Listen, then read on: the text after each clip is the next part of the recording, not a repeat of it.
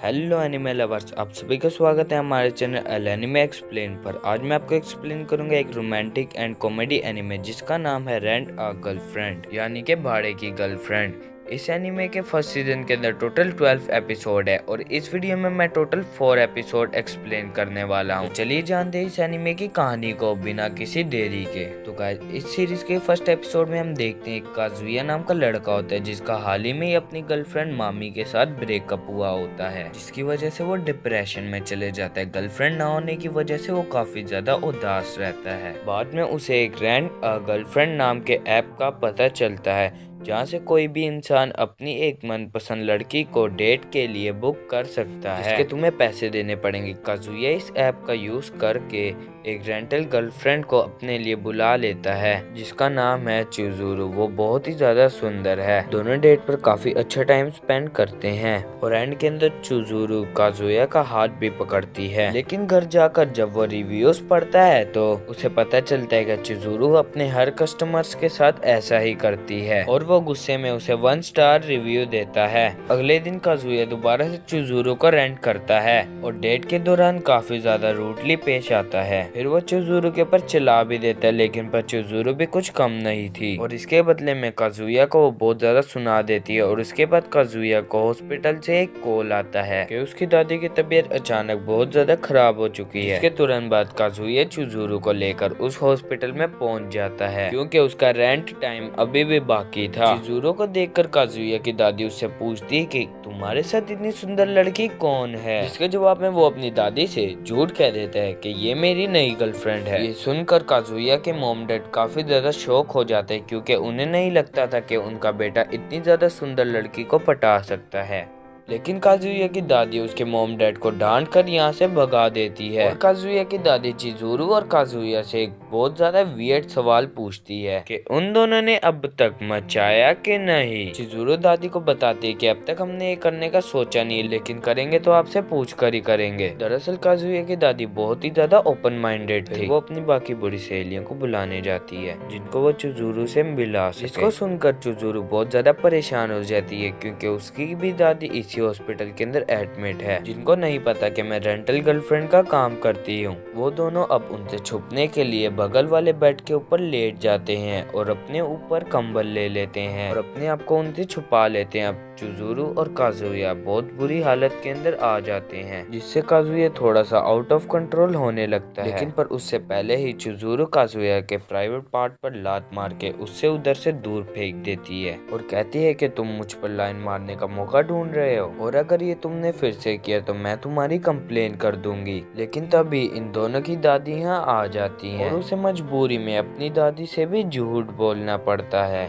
कि वो काजुया की गर्लफ्रेंड है, जिनसे इन दोनों की दादियाँ काफी ज्यादा खुश होती। लेकिन पर ये लोग डिसाइड करते हैं कि बाद में हम इनसे बोल देंगे कि इन दोनों का ब्रेकअप हो चुका है। बाहर आकर काजुया चिजुरू को कहता है कि एक दिन मैं अपनी दादी को अपनी रियल गर्लफ्रेंड से जरूर मिलवाऊंगा और आज के बाद वो चिजुरू को रेंट नहीं करेगा और आज की डेट के लिए वो चिजुरू को पूरे 5 स्टार रेटिंग दे देता है। और अब अगले दिन काजुया को पता चलता है कि चिजुरू तो उसी के कॉलेज के अंदर पढ़ती है और ये देखकर काजुया को बहुत बड़ा शौक लगता है और दोनों एक दूसरे को ना पहचानने का नाटक करते हैं। और चिजुरू अकेले में उसे कहती है कि वो उसके रेंटल जॉब के बारे में किसी को भी नहीं बताए। और उसके बाद उन्हें उससे भी बड़ा झटका लगता है जब उन्हें पता लगता है कि वो सेम बिल्डिंग में अगल बगल में ही रहते हैं।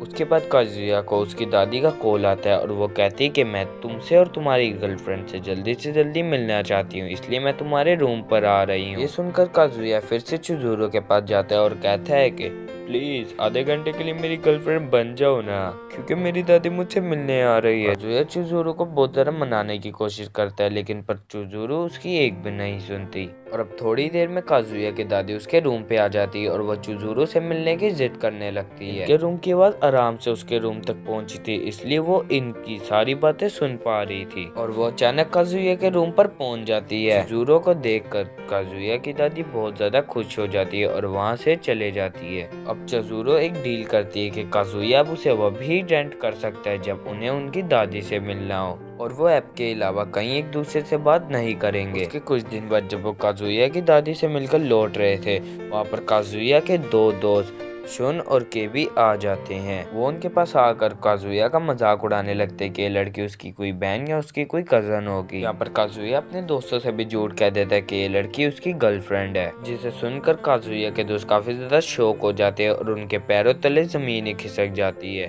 कि उसके दोस्त की कभी इतनी सुंदर गर्लफ्रेंड भी बन सकती है। वो उसे कोने में ले जाकर पूछते हैं कि उसने अभी तक चिजुरो के साथ मचाया कि नहीं। उसके बाद काजुया के वो दो दोस्त काजुया और चिजुरो को अपने साथ एक पार्टी के अंदर लेकर जाते हैं, लेकिन पर यहाँ पे काजुया की एक्स गर्लफ्रेंड मामी भी मौजूद थी और काजुया चिजुरो को अपने सभी दोस्तों से मिलवा देता है और कहता है कि ये मेरी नई गर्लफ्रेंड है। और मामी अंदर ही अंदर बहुत ज्यादा जेलसी फील करती है और वो फिर काजुया की चिजुरो के सामने बहुत ज्यादा बेइज्जती करने लगती है कि वो कितना बड़ा लूजर है, लेकिन पर चिजुरो उसके लिए खड़ी होती है। लेकिन पर काजुया चिजुरो को चुप करा देता है कि वो असल में लूजर ही है। ये सुनकर चिजुरो वहाँ से चले जाती है। पार्टी के बाद मामी काजुया से मिलती है और उसे सॉरी करती है और उसे अपने घर चलने के लिए भी इनवाइट करती है। ये सुनकर काजुया के दिल में लड्डू फूटने लगते हैं, लेकिन पर मामी का कहीं से कॉल आता है जिससे उसे पता चलता है कि आज उसका भाई घर पे ही है, इसलिए वो काजुया को अपने घर पे नहीं ले जा सकती। तब मामी चिजुरो के बारे में बुरा भला कहने लगती है तो काजुया उसे रोक देता है,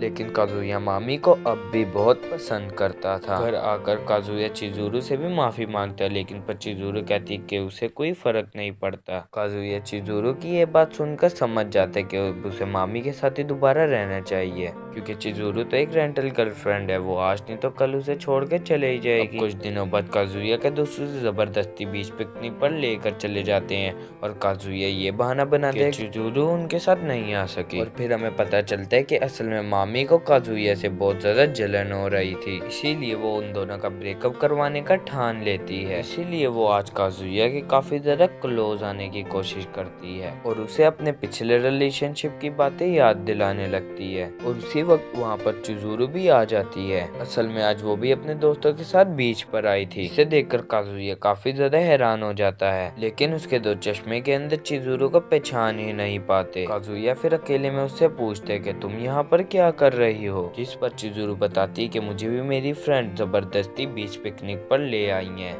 अब काजुया उसे बताने लगता है कि किस तरह से मामी उसके बहुत ज्यादा क्लोज आ रही है और इससे चिजुरो का जलन तो नहीं हो रही, जिस पर चिजुरो उसे साफ साफ बता देती है कि वो उसके लिए एक कस्टमर है और कुछ भी नहीं। तभी अचानक वहाँ पर मामी आ जाती है और डोर नॉक करने लगती है। मजबूरी में चिजुरो दोबारा से काजुया की गर्लफ्रेंड होने का नाटक करती है और बिकनी पहनकर बाहर आ जाती है। और अब मामी और उसके कुछ फ्रेंड्स चिजुरो को अपने साथ बीच पर इनवाइट करते हैं। हालांकि चिजुरो ये बिल्कुल भी नहीं चाहती थी, लेकिन पर ना चाहते हुए भी वो उनके साथ ज्वाइन हो जाती है। यहाँ पे सब लोग चिजुरो और काजुया के लव रिलेशनशिप के बारे में सवाल पूछना शुरू करते हैं। जवाब में काजुया उन्हें काफी ज्यादा झूठी बातें बताने लग जाता है और उसके बाद मामी काजुया को एक पत्थर के पीछे लेकर चले जाती है और उसको पकड़ के किस कर देती है।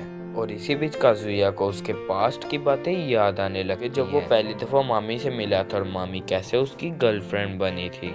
और वो किस करते करते काजुया से दूर हो जाती है और वह कहती है कि मुझे माफ कर दो, मैं खुद पर काबू नहीं रख पाई।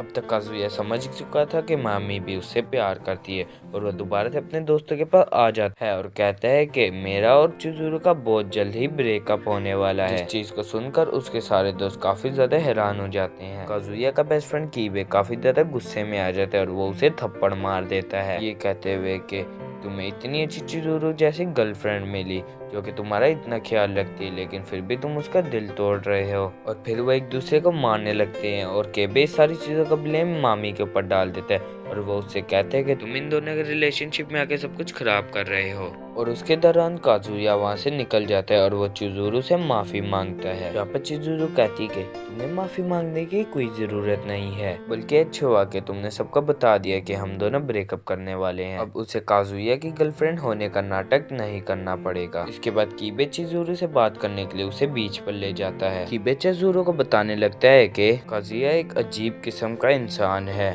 जिसे लड़कियों से बात करना ही नहीं आता, लेकिन वो दिल का बहुत ज्यादा अच्छा है और वो सबका ख्याल रखना जानता है। इसके बाद वो चिजुरो को दोपहर ट्रिप के टिकट भी देता है और कहता है कि आज शाम तुम दोनों इस बोट ट्रिप पर जाओ कि तुम आराम से सोच पाओ कि तुमने आगे ब्रेकअप करना है कि नहीं। दूसरी तरफ काजुया जो कि छुपकर ये सारी बातें सुन रहा था, वो काफी ज्यादा इमोशनल हो जाता है और तभी उसके पीछे एक कुत्ता आकर जोर से भौंकने लगता है, जिसकी वजह से वो झाड़ियों से बाहर निकल जाता है। ना चाहते हुए भी चिजुई और काजुया वो बोट टिकट ले लेते हैं, क्योंकि चिजुरो कीबे जैसे अच्छे दोस्त का दिल नहीं तोड़ना चाहती। लेकिन फिर ये उनकी आखिरी मुलाकात होगी और वो फिर कभी नहीं मिलेंगे। इसके बाद वो दोनों उस फेरी बोट पर चले जाते हैं। वहाँ पर काजुया की तबीयत बहुत ज्यादा खराब हो रही थी इसी बीच अब काजुया को मामी का कॉल आ जाता है और उसे वो होटल के पूल पर मिलने के लिए बुलाती है, जहाँ पर वो बिल्कुल अकेले। जब वो ये दोनों ये बातें कर ही रहे होते हैं, वहाँ पे चिजुरो की तबीयत और ज्यादा खराब हो जाती है और वो बोट से नीचे गिर जाती है। सभी वहाँ पर इकट्ठे हो जाते हैं और चिल्लाने लगते हैं कि लंबे बाल वाली एक लड़की अचानक बोट से नीचे गिर चुकी है। ये तुरंत समझ जाता है कि ये जरूर चिजुरो की, और वो चिजुरो को बचाने के लिए बिना सोचे समझे बोट से कूद जाता है। यहाँ पर ही 4th एपिसोड भी खत्म हो जाता है। तो दोस्तों, क्या काजुया चिजुरो को बचा पाएगा कि नहीं?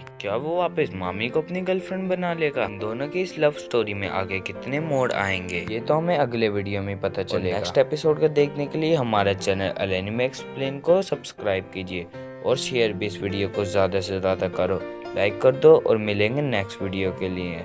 नमस्ते।